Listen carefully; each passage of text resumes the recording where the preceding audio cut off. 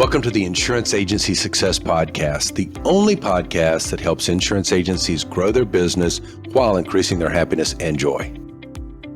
I'm Eddie Price, founder of Jenesis Software and an agency owner for more than 30 years. I have started, bought, sold, and scaled agencies, and for the last 25 years, helped others do the same through Jenesis. On this show, you're going to hear real stories and proven strategies to help you streamline your operations, increase profits, and really enjoy the business that you've built. And if you'd like to learn more about what we do here at Jenesis Software, just visit genesissoftware.com, click on the orange button to request a demo.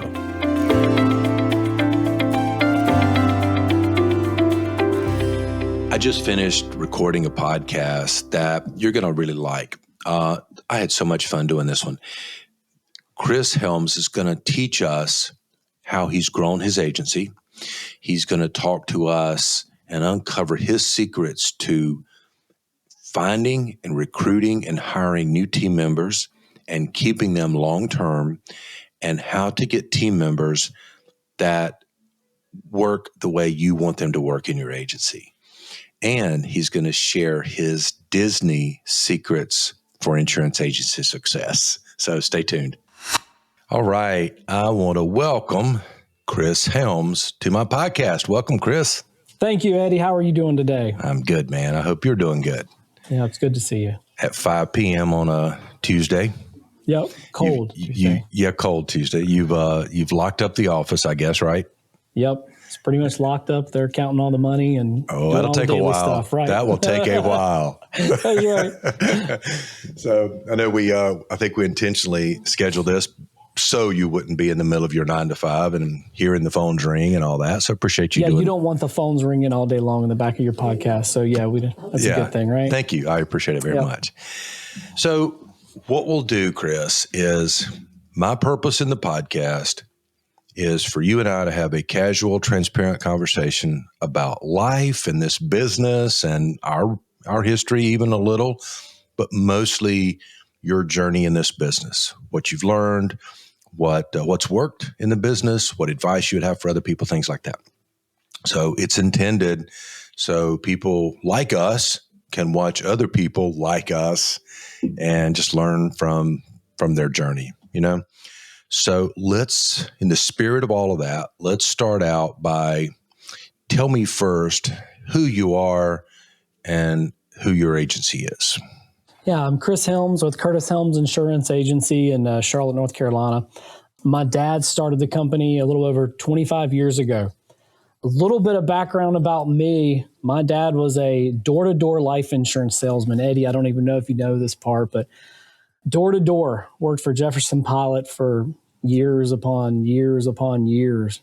Got the plaques all on the wall and stuff like that, right? When the companies used to give you plaques, sales plaques. He would come home every day and he'd have a big black book like this big, Eddie. And he was door to door. He'd go by, pick up your premiums. He's one of the old school guys. He'd go to your door, pick up $25 here, $30 here, and $30 here. Well, I always rode with him, like during the summer times, and he had an old Ford Escort, 300,000 miles on it, beat it around Charlotte and everywhere you could go. The best, the worst, richest, the poorest, we went everywhere. 300,000 miles, a little brown Escort. We beat it around town all everywhere that you could go, we went. And so you come home, you count up all the cash, and it's funny, you make relationships with those people. And oddly enough, we still have a lot of those people, and we still have people from those relationships that we now have their kids, and some of their kids are even starting to come through. So my initial starting in the industry started there. My dad transitioned out of life insurance from the door-to-door side and transitioned in the property casualty. He had a small stint at Nationwide and decided that wasn't for him. He wanted to offer the customers more choice and offer them more options when it came to policies. And so he transitioned over to an independent agent. And as he transitioned over to independent agent, he realized the value and the wealth that was there for the customers. And that was still before we could scan things into Jenesis. And so I was putting all the papers in the filing cabinets. And he said, son, one day I'm not going to be able to do this anymore. Do you want this? and looking for, a young college kid, young high school kid. I said, yeah, I think I could make a career out of this. I mean, there's other people that make money at this. And so that's where I sit. Eventually took it all over. And from there, launched it to what it also is today. So your dad started the PNC agency 25 years ago. Yep. Okay. Yep. And which probably was not long before I came in and Jenesis came in to the relationship. He had probably been in business a little while, it sounds like. But I'm thinking Jenesis has been in there 20 plus years. Yes. I would think. So, and then you came in when? Did you start part-time? And then I started part-time when I was in college. Okay. Yeah. I mean, because as you remember, Chuck, one of your first employees, he was actually one of our computer guys because you sent him down. Somehow we had connections along the way. And Chuck was actually one of our computer guys. And I think Chuck knew you and worked for you, but he also did work on the side. And so Chuck would come and work on our computers, and he was the man when it came to working on certain stuff. But he was so good and so graceful in every way. And we loved him. Such a good man, but he was so knowledgeable in his computers, can fix anything. And that's where we got connected with you. And I think Jenesis was still in its infancy as that day. Everything was still on servers and local drives and stuff. Yeah, that's right. So you came into the agency working part-time in high school or college? Right about college. Okay. Right about freshman. And so that's about what year? You're going to make me look at these pieces of paper on the wall to make sure, Eddie. 2008. So about 2004 or so. Okay. Yeah. So, and I could look and see, but we hadn't been in there all that long. And I think if I remember right, the Mitchell agency, we were referred to the Mitchell agency by a company rep at the time.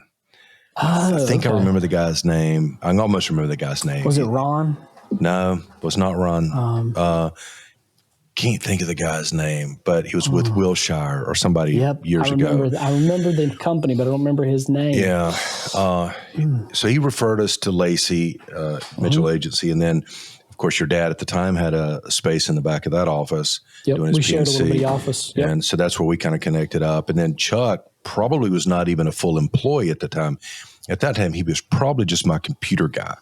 And I think Chuck and I had this relationship where we said, one day when I said, when I can afford you, Chuck, I'm going to hire you.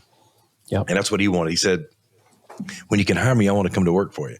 I said, how much money do you need? He told me. I said, well, I can't afford that right now, Chuck. And by the way, it wasn't much money by today's standards. Excalibur Computers. Wasn't that the name of his business? Excalibur Computers. Yeah, Excalibur. Yep. And by the way, anyway, hired Chuck as soon as I could afford the money, probably around 2004. It's probably about the time we hired Chuck full time, but then he would still do some stuff, outside if we had somebody sort of in the area.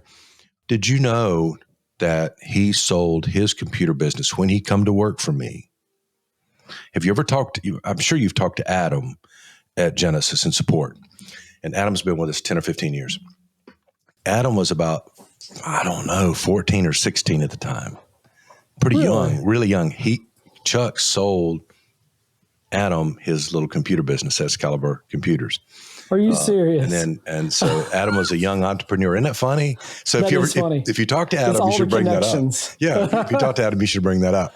That's so funny. And then later, 10 or 15 years later, Adam came to work for Jenesis. And he first, by the way, came to work in our agency. Worked there a while before, and then he really wanted to be, because he's a techie guy, he wanted to be in the Jenesis side, not the agency side. And Chuck worked, he was my first employee, worked with me for 17 years, and passed away January of 2018. And huge loss. We recognize Jeniversaries every year. So every work anniversary of each team member, that's something we celebrate each year for each person. And we still keep Chuck's Jeniversary on the calendar for August 2004 or 3 or whatever it was. So, and he wasn't just a good computer man; he was a good man. Oh yeah, every customer loved Chuck. Yep. Okay, he did. Now we got off on the weeds. It's supposed to be about you. So you started, and then you finished college. Is that what happened? And then you started work. Just came right into the agency full time. I did. Finished college, got a Bachelor of Science, Business Administration, then integrated myself into the agency. And, there for the longest time we shared a little tiny office with another agency, the Mitchell Agency. And then we reached a point where we moved out on our own. And that was a great step of faith.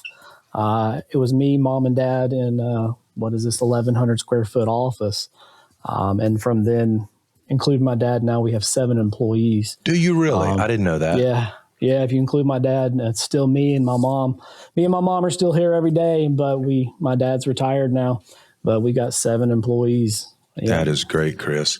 You've been doing this for that makes you just over 20 years. Yeah. Wow. So during this 20 years, you've grown. I'm guessing every year's been a little better than the year before. What do you think? Because some agencies have not done that, Chris. Some agencies, now you weren't there when it started from scratch, so you kind of missed that as far as being an adult and being responsible for success or failure. You weren't there. But what do you think has been some of the reasons that you guys have succeeded because everybody doesn't succeed? What's different, you think? I know you say what's made us successful. I tell all of our employees often, I say, you see, 6 desks in here and computers and everything. I said, but you don't see the humble beginnings. You don't see where my dad literally took the phone and a computer out of our house, and it was a struggle. And I remind our employees often about that because that's where it started, right? It started with my dad, and I watched my dad and how he treated people and how he cultivated people and how he built relationships with people. And I think that's one of the main keys to this business is it's not just about money. It's trying to drive value into your customers and helping them to understand, because insurance can be complicated.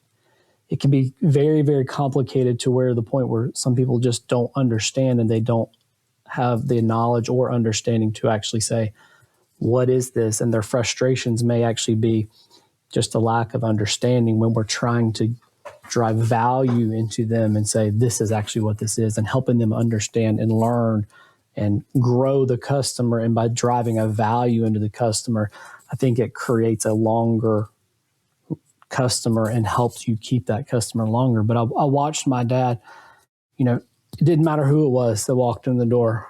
I heard my dad say one time he had a guy that pulled up in a Rolls Royce and he had a guy that pulled up in nothing. And you treat them all the same, son. You treat everybody the same. You treat them with dignity and respect. It doesn't matter. You treat them all the same. You treat them with the same hand that you hold out to everybody. And I think that builds the value. I like that. So you talk about treating people well. And by the way, that has been a common thread of the guests I've had on this podcast when they talk about success. So I love hearing that. And we try to do that at Jenesis, the way we treat our customers. And I think that there's something that's magical, biblical, universe, karma, something. There's something that happens, I believe, when you do good and when you treat people with respect and kindness. I think things kind of work out for you. You know what I mean? Yeah. And you don't have to work quite as hard to engineer the success that you're looking for when you treat people well. So an agency grows through a combination of retention and new business. Would you agree? Mm-hmm. That's right. Your retention can't be too bad because it's hard to grow. You can't just rely on retention, because with 100% retention, which doesn't exist, and no new business, you don't grow. So it's a combination of the two.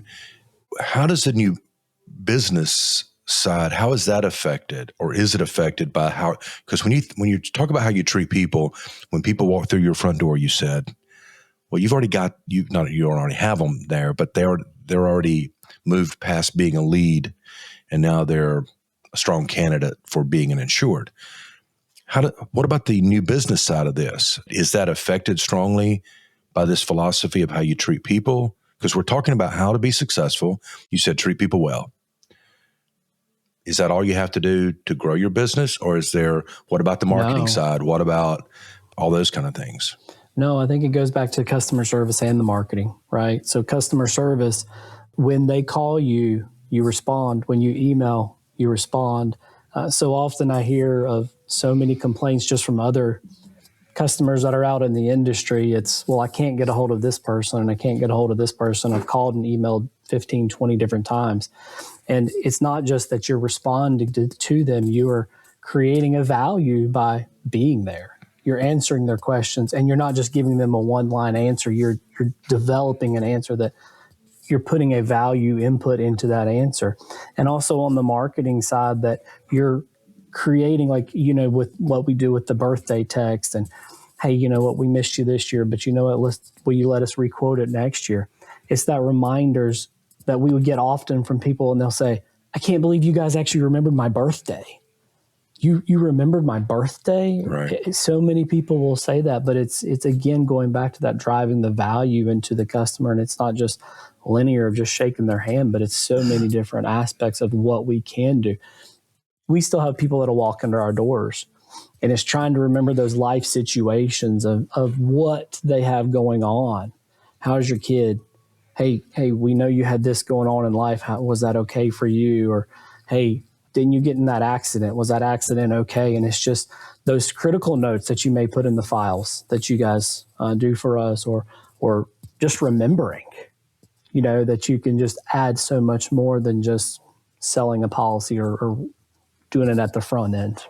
So like the birthday emails or texts that you're talking about, are those coming out of Jenesis, or is that some other platform? Okay. Yeah, we do them out of Jenesis. Okay. Yeah. And that works well for you? Yes. Okay. Are you doing text and email? Yes. Yeah, I like that too. We always did in our agency. Is your message, just curious, is your birthday message warm and sincere, or funny, or simple?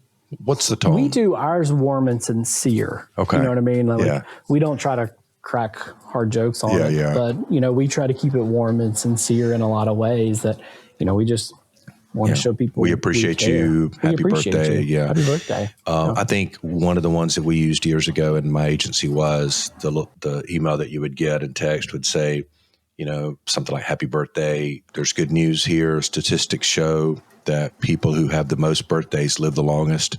I thought that was funny.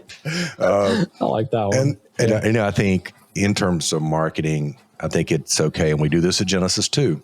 We tend to have a tone. That's our tone, our voice. And I think that's different. Some people are really, really formal, and some people are Geico's not formal, and so it's okay to kind of be whoever you are. Well, and I think you create that over time, don't you? You look at, you asked the question earlier about what is some of the agencies that are struggling, or how do you get off the ground? You said a tone earlier.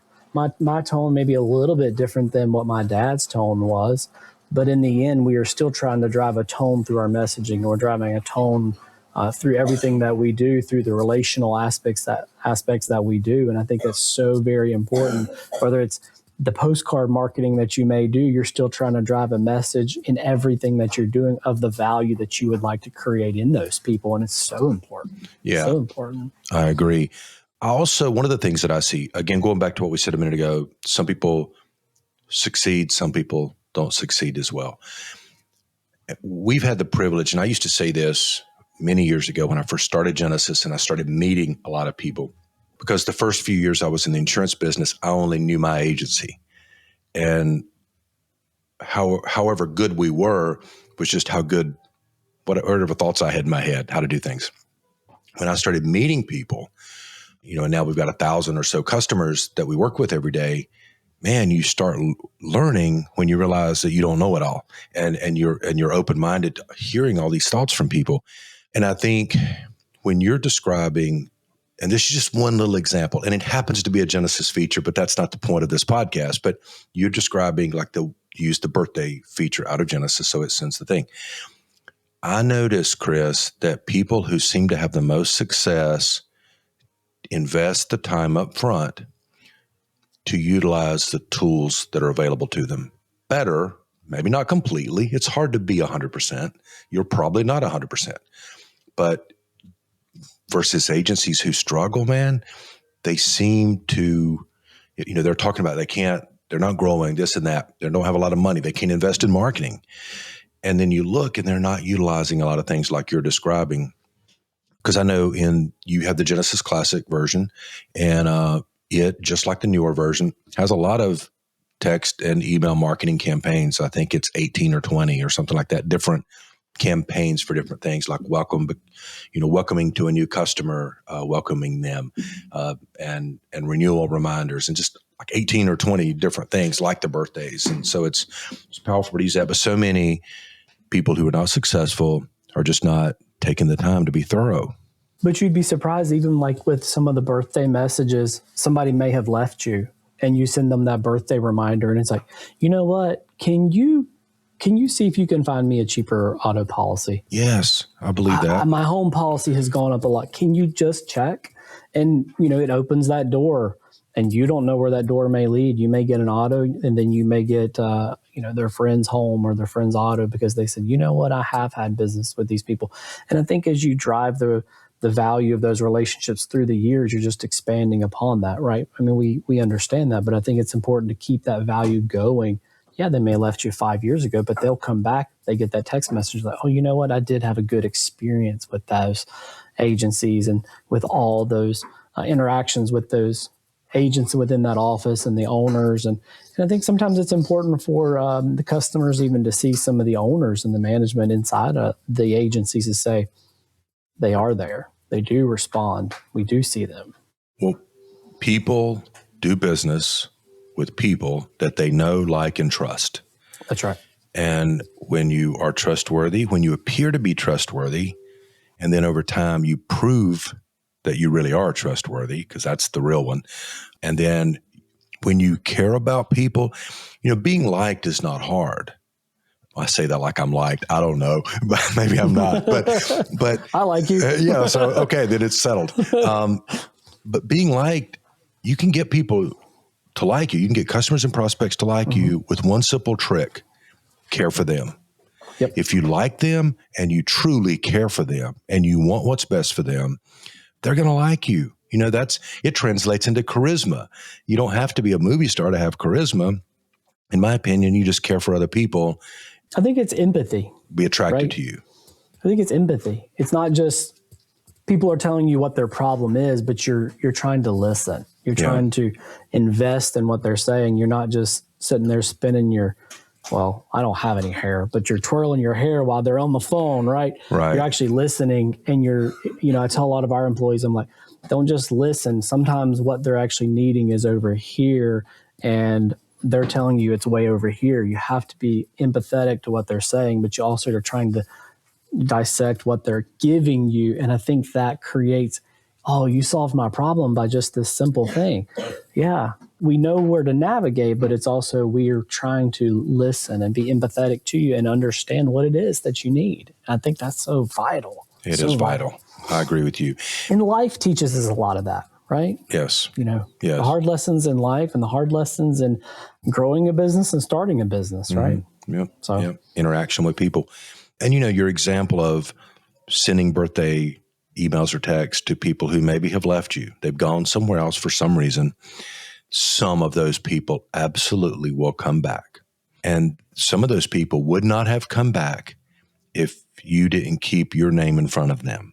So to send them an annual birthday message, and some agencies are sending other content, blogs and different things throughout the year, even to cancel people, or not just canceled inactive customers, but people who've called in for a quote. You've captured their data in the system. Now those are good prospects going forward too. They may not buy from you now, but over time will possibly grow to know, like, and trust you, and you'll have another shot. Absolutely. You talked about answering the phone and replying to emails a few minutes ago.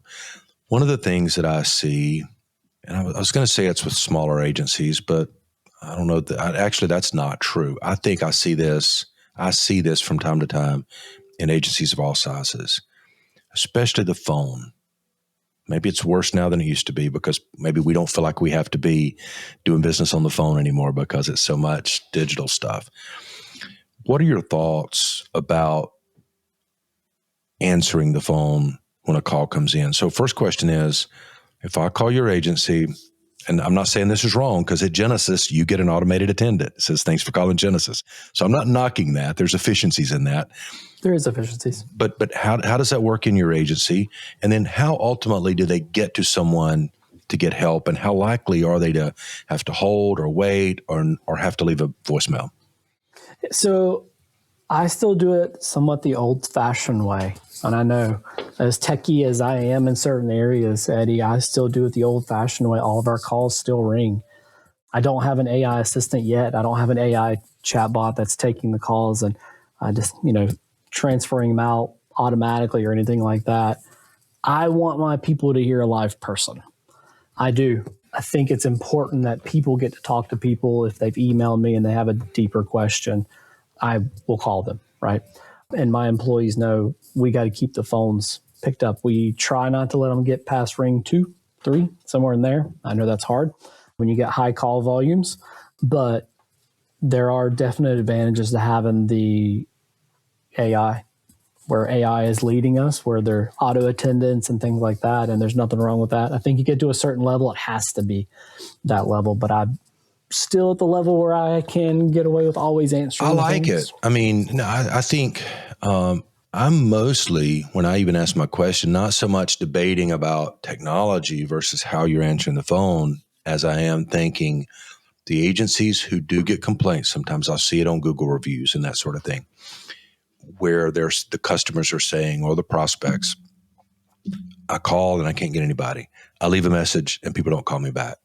So is it just a standard in your agency that you guys are above that? Or do you have anything communicated or in place that doesn't happen? Or does it happen every now and then and you have to call somebody back and it's a couple hours after they've left a message? No, I think it's just a standard in our agency that we drive to the employees that we want the phones answered, and we try, even on heavy days, we try not to let it get too far. And if we do, we try to call them back. It's just one of those standard things that we try to offer. And if they get a voicemail, they'll always get transcribed through the voiceover systems, and then it'll get sent to one of us. It all goes to my mom, and then it gets sent back to me or one of the other agents. And then we call that person back, or, we may have already even spoke to them at that point.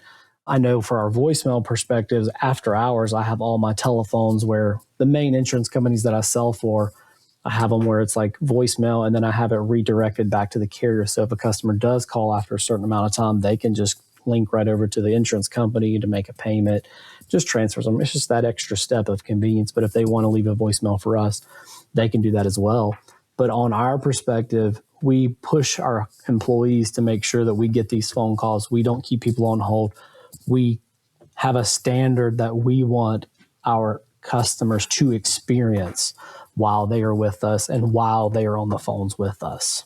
Yeah, I like that. We're doing something, and you'll probably appreciate this. And I don't know if you've experienced it yet or not. I hope over the next number of months you experience this.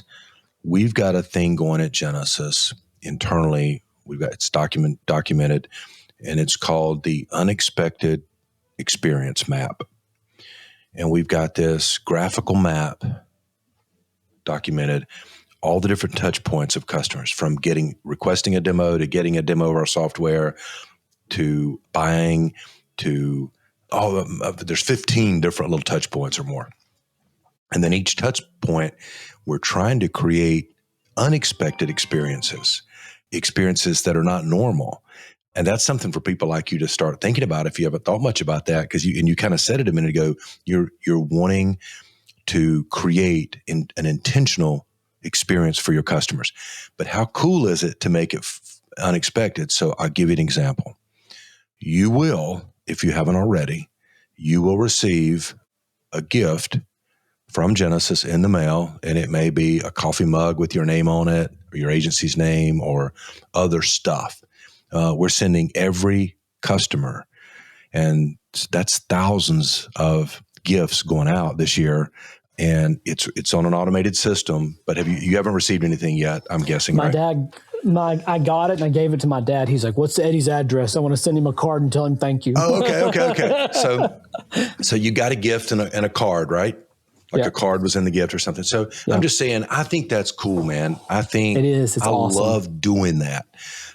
That's become far more expensive just between me and you than I thought it would be. Yes. But it feels so good. I mean, there's so many companies out there, even for agencies now, that, they will take and they'll write, computers will write handwritten postcards. I've often thought about doing things like that for people that are buying homes or, following up with life or following up with auto on the postcard aspect, like handwritten. And you're just, okay, we mail a letter after they buy a home, trying to cross sell the auto and things like that.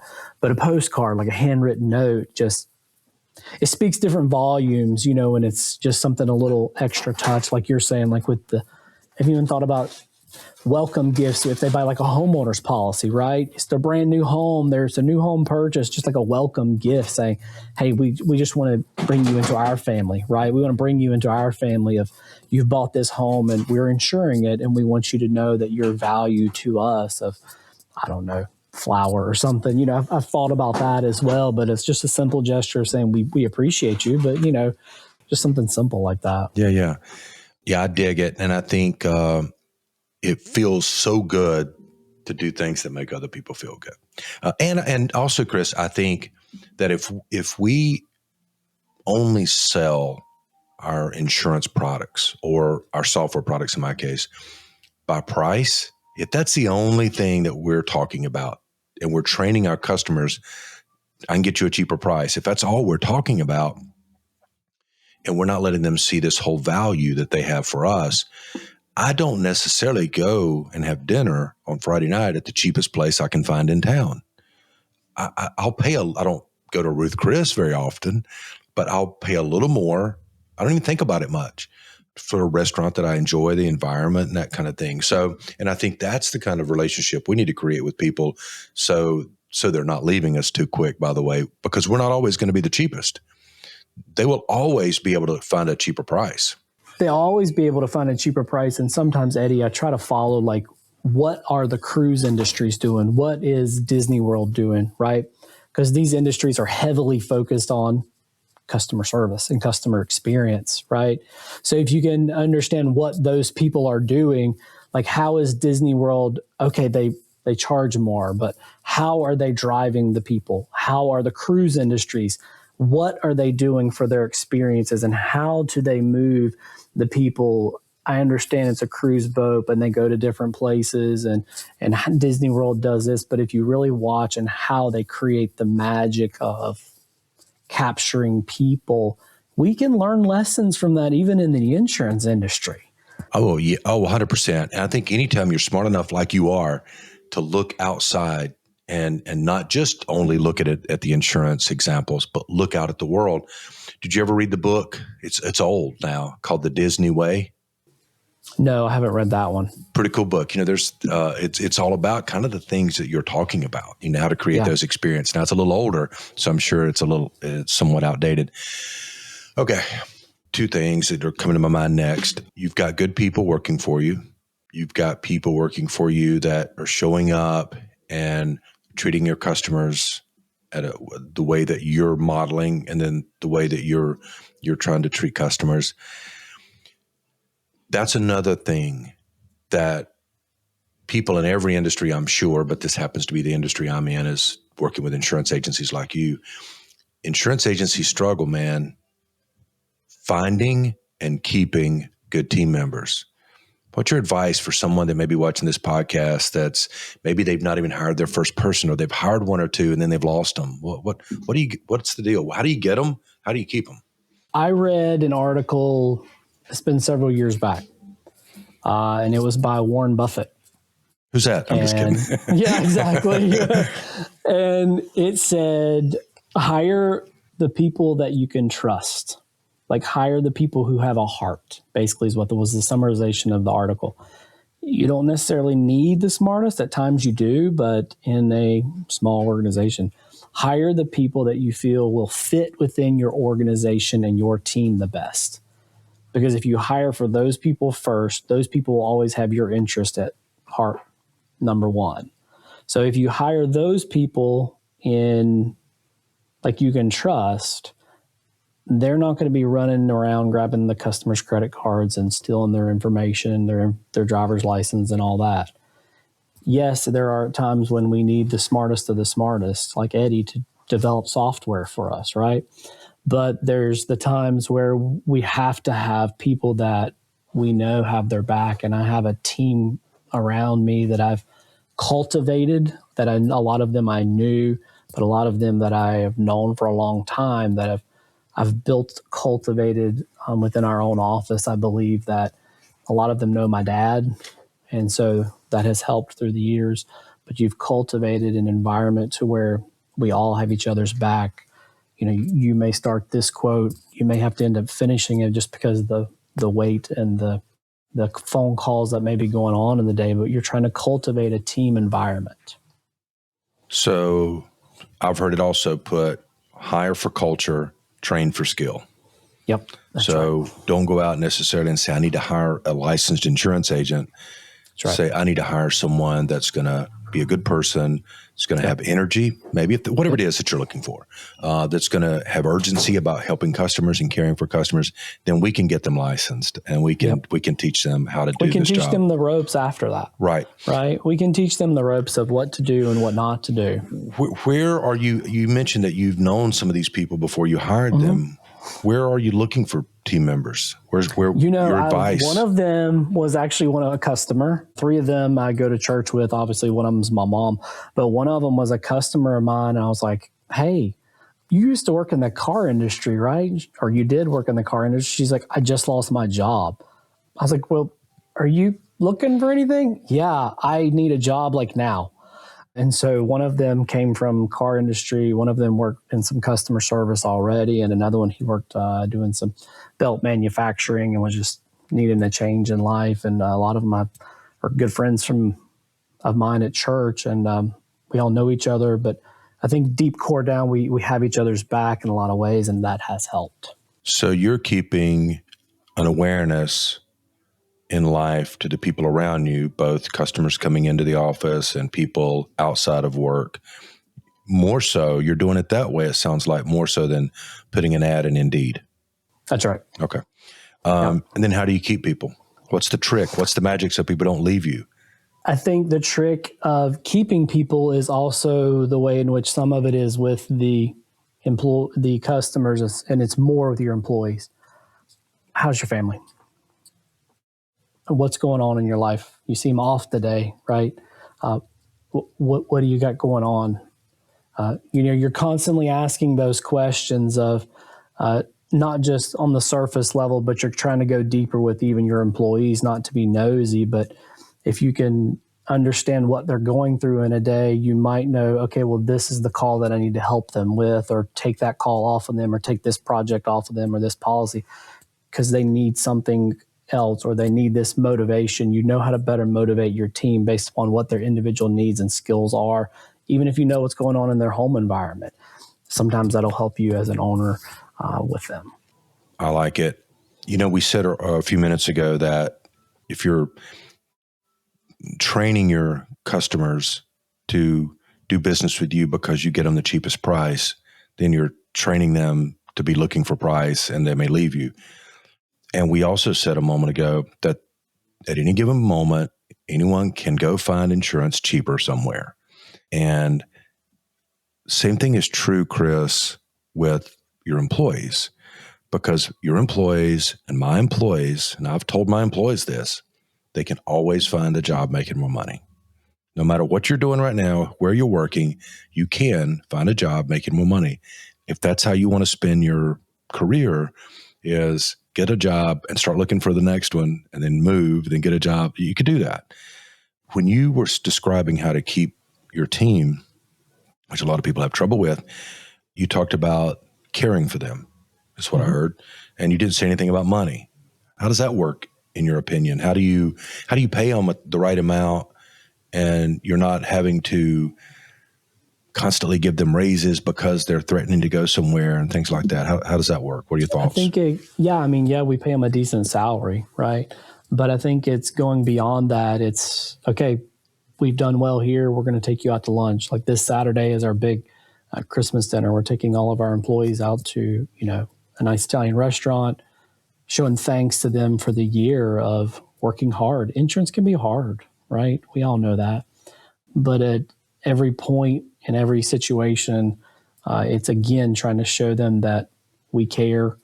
Little things here and there. I mean, we'll go buy donuts on Friday or just take them to a local restaurant as just small things to try to show them that we're not just the boss. We are trying to do this as a team with you to walk forward in this small business. Okay. Yeah, I like it. We spend more of our time at work, most of us, than any other one place in a 24-hour period. Well, I guess bed and work's about the same. Most of us a little less time in bed than at work, probably. We sleep a little less that probably shouldn't. And then the other time in between is kind of scattered. So it's such a blessing for that work time to be meaningful and to be cared for during that time. Jumping around a little bit just because of the way I've taken my notes here. And by the way, I've got this whole agenda. We've been off script the whole time, dude. But I want to go back for a second. Which voice over IP system do you have? Ring Central. Okay. Been around a long time.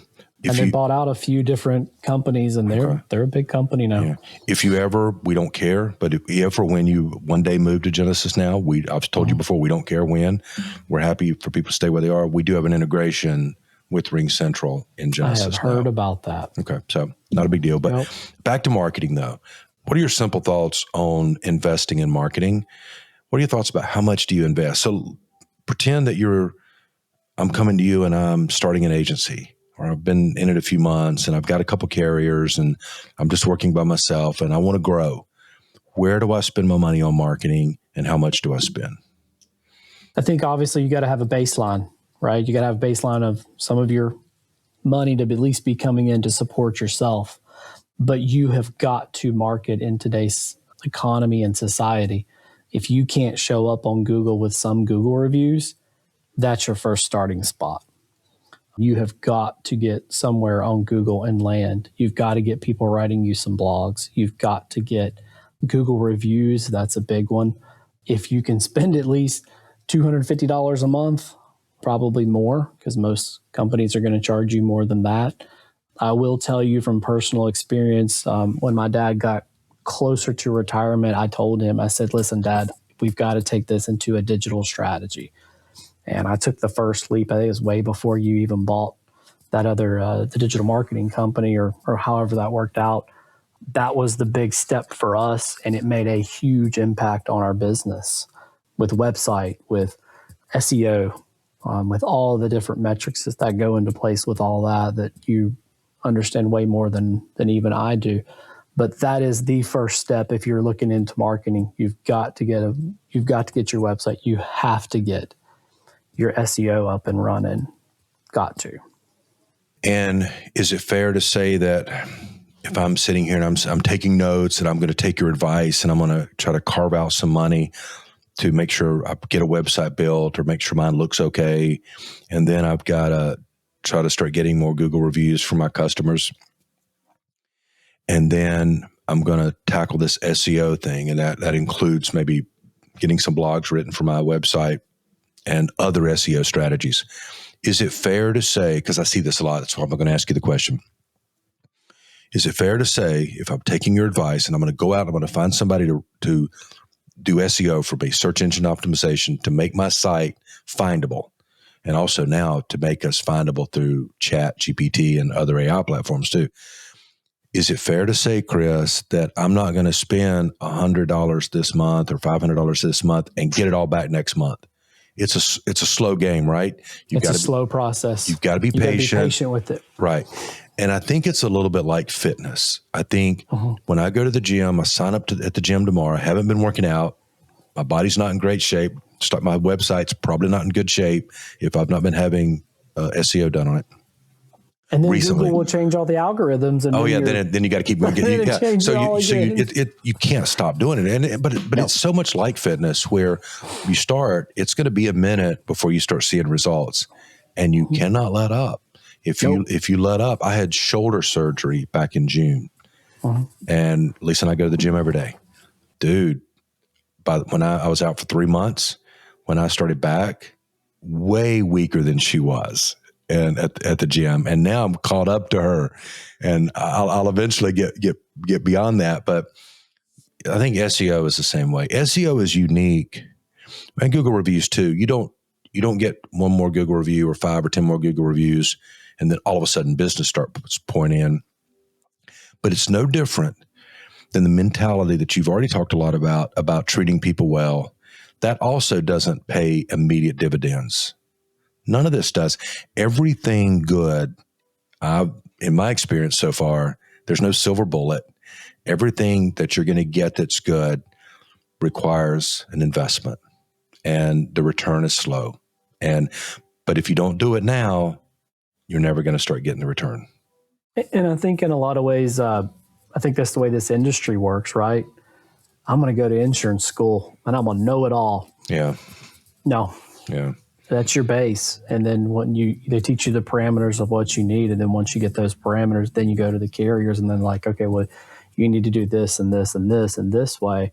And then it's slow progression of learning each different product line that you build on, and you build and you build. And it's the same thing with your customers, SEO and Google reviews and things like that. It's a slow progression, and you cannot let up on a blog writing, because about the minute you do, you go down. Yep. You do.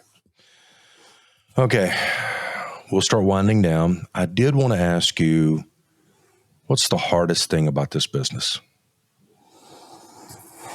The hardest thing about this business, I would say over the last few years, has been a lot of the changes, right? There's been a lot more price volatility, underwriting changes from carriers on homes. They used to write, well, now we don't want to write that. From a product side, I would say that would be one of the hardest things. Carriers that used to take these cars don't want to take these cars anymore.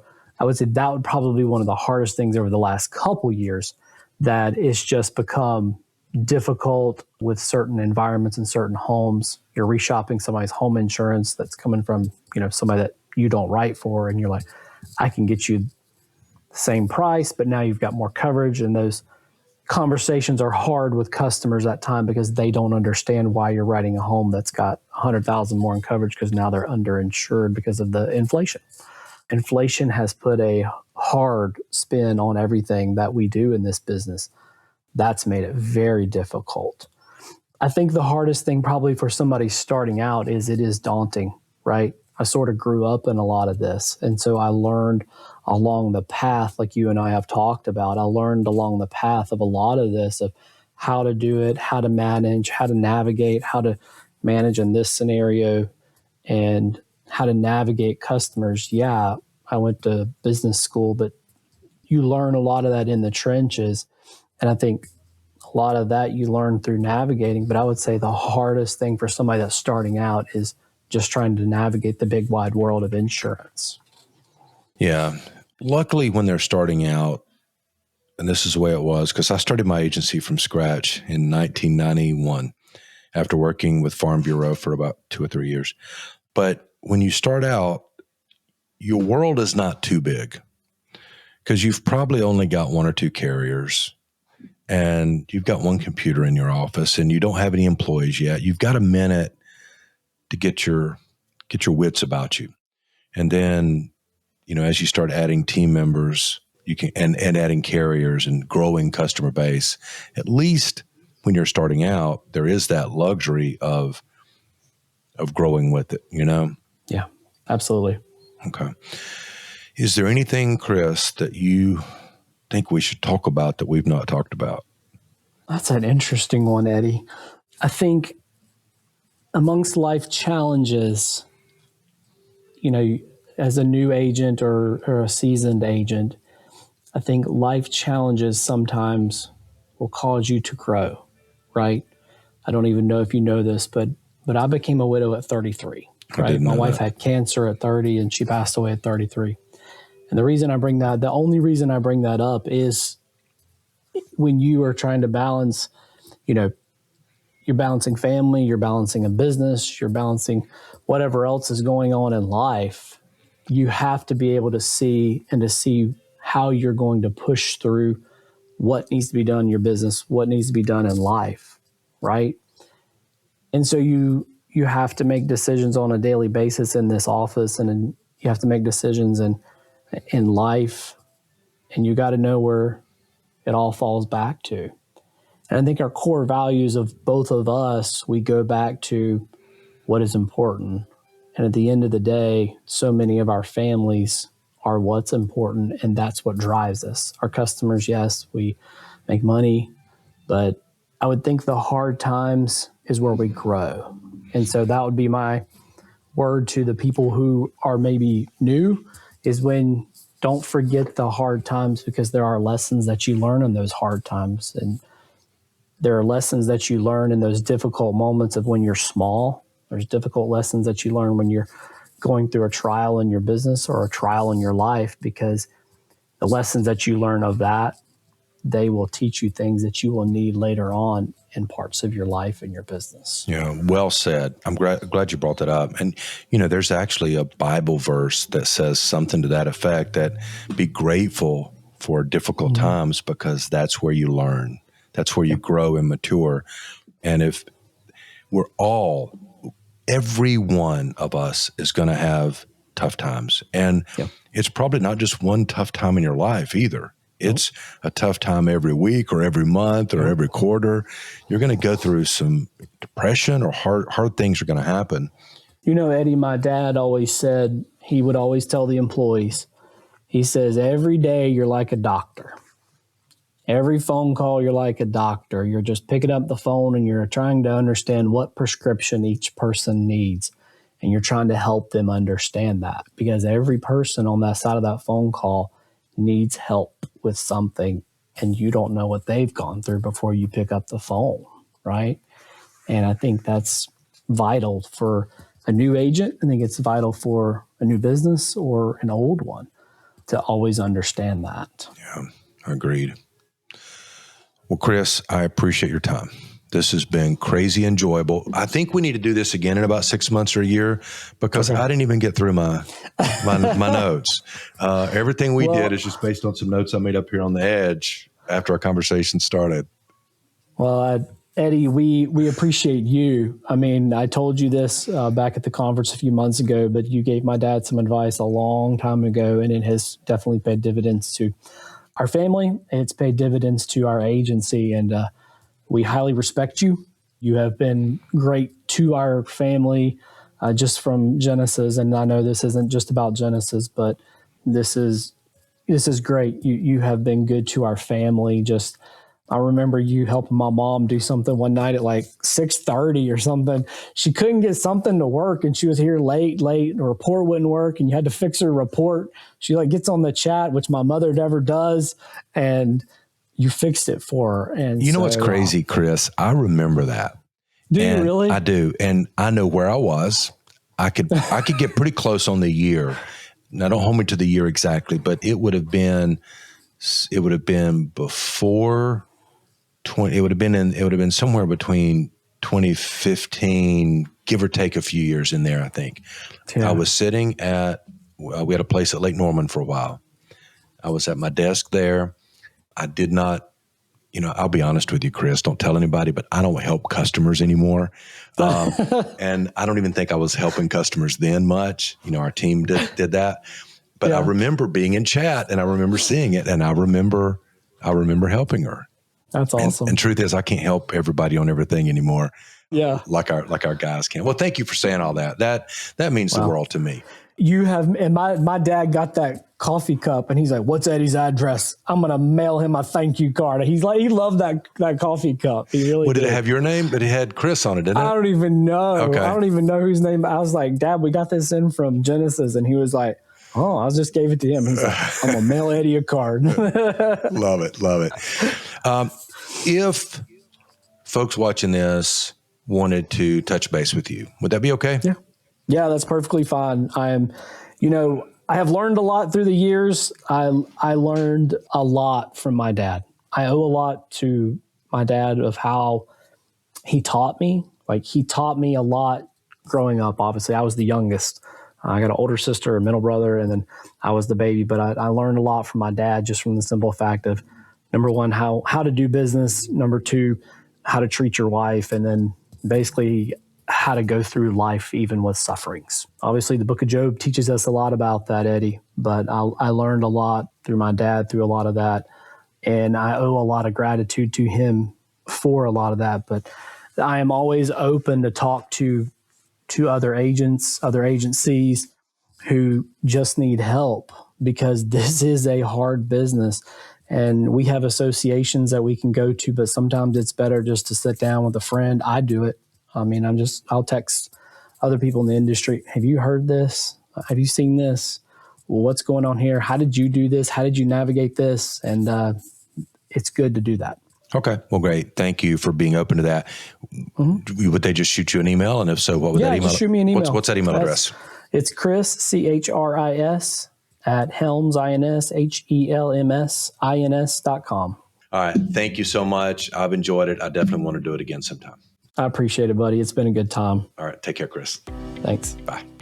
Thanks for listening to the Insurance Agency Success Podcast, where independent insurance agencies like you get the tools and insights to grow, streamline, and enjoy your business. And if you're ready to simplify and scale, visit genesissoftware.com, Genesis with a J, and click on the orange button to request a demo. I appreciate you being here. Keep growing, keep building, and I'll see you next time.